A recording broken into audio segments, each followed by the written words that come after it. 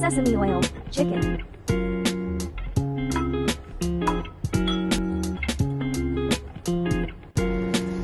Scrape off the ginger skin with a spoon.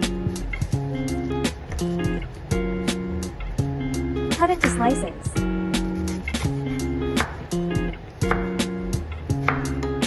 Cut the chicken drumsticks to enhance flavor absorption. Cut the jujube. Cut the spring onion. We use Looks Collection, stock pot 1,600 milliliters. Add in some sesame oil.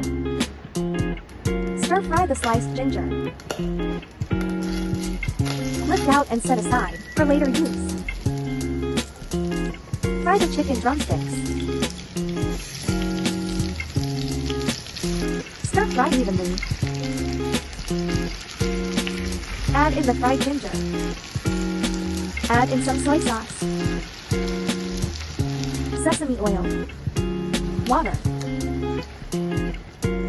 jujube, sugar, and black soy sauce.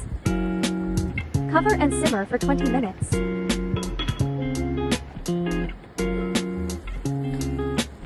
Turn off the heat. Drizzle a circle of cooking wine.